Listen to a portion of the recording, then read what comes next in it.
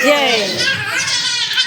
एक बार नैमिषारण्य के निवासी ऋषियों ने संसार के कल्याणार्थ सूत जी से पूछा, हे सूत, कराल कली काल में लोगों के बालक किस तरह दीर्घायु होंगे, सो कहिए। सूत जी बोले, जब द्वापर का अंत और कली युग का आरंभ था, उसी समय बहुत सी शोकाकुल स्त्रियों ने आपस में सलाह की कि क्या इस कली काल में माता के जीवित रहते पुत्र मर जाएंगे।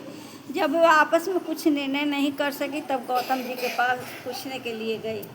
जब उनके पास पहुंची तो उस समय गौतम जी आनंद के साथ बैठे थे। उनके सामने जाकर उन्होंने मस्तक झुकाकर प्रणाम किया। तदंतर स्त्रियों ने पूछा, हे प्रभु, इस कली काल में लोगों के पुत्र किस तरह जीवित रहेंगे?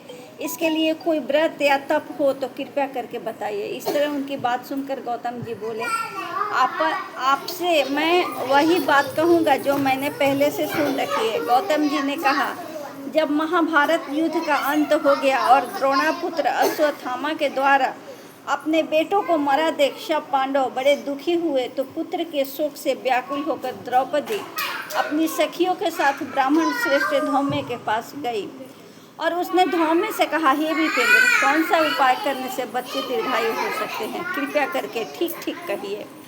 धौम्य बोले, सत्य युग में सत्य वचन बोलने वाला, सत्य आचरण करने वाला समदर्शी जीवुतवाहन नामक एक राजा था।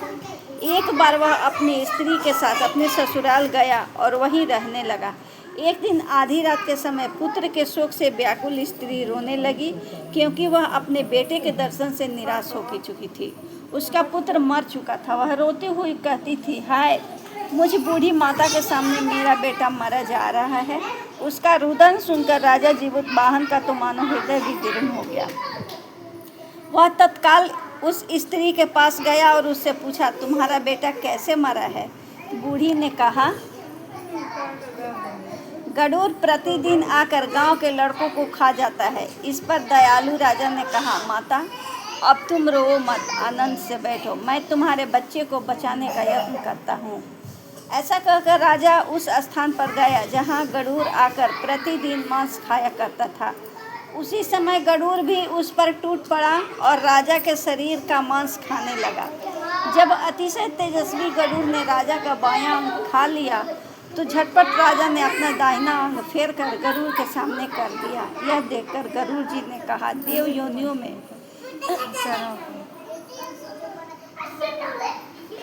योनियों में तुम कौन हो? तुम मनुष्य तो नहीं जान पड़ते।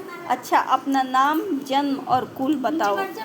पीड़ा से व्याकुल मन वाले राजा ने कहा, हे पक्षीराज, इस तरह के प्रश्न करना व्यर्थ है। तुम अपनी इच्छा भर मेरा मांस खाओ।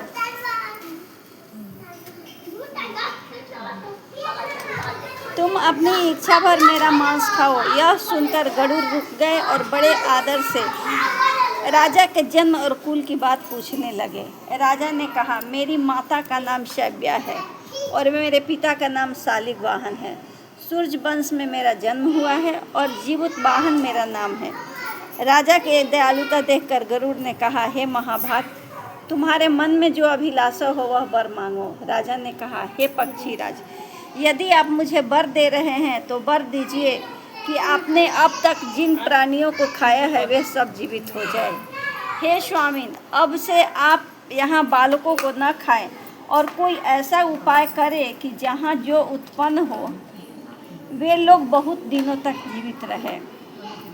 धौम्य ने कहा कि पक्षीराज गरुड़ राजा को वरदान देकर स्वयं अमृत के लिए नागलोक चले गए। वहाँ से अमृत लाकर उन्होंने उन मरे मनुष्यों की हड्डियों पर बरसाया। ऐसा करने से सब लोग जीवित हो गए जिनको कि पहले गरुड़ ने खाया था। राजा के त्याग और गरुड़ की कृपा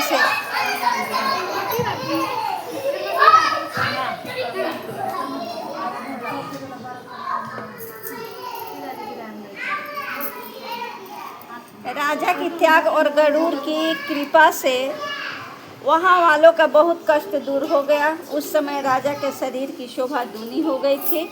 राजा की दयालुता देखकर गरुड़ ने फिर कहा, मैं संसार के कल्याणार्थ एक और वरदान दूंगा।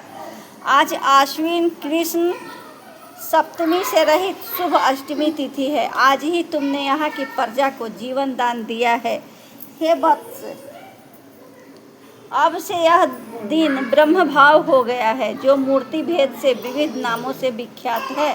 वही त्रिलोक्य से पूजित दुर्गा अमृत प्राप्त करने के अर्थ में जीवित पुत्रिका कहलाई है। सो इस तिथि को जो स्त्रियां उस जीवित पुत्रिका की और कुश की आकृति बनाकर तुम्हारी पूजा करेंगी, तो दिनों दिन उनका सौभाग्य बढ़ेगा और वंश की भी बढ़ती रहेगी। हे महाभागे, इस विषय में विचार करने की भी आवश्यकता नहीं है। हे राजन, सप्तमी से रहित और उदया तिथि की अष्टमी को व्रत करें, यानी सप्तमी बीज अष्टमी जिस दिन हो उस दिन व्रत न कर शुद्ध अष्टमी को व्रत करें और नवमी में पारण करें। यदि इस पर ध्यान न दिया गया तो फल नष्ट हो ही जाएगा और सौभाग्य तो अवश्य नष्ट हो जाएगा। जीवित वाहन को इस तरह का वरदान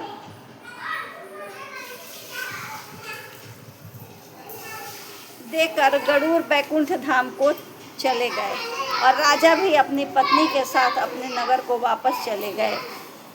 धौम में द्रौपदी से कहते हैं, हे देवी, मैंने यह अतिशय दुर्लभ व्रत तुमको बताया है। इस व्रत को करने से बच्चे दीर्घायु होते हैं।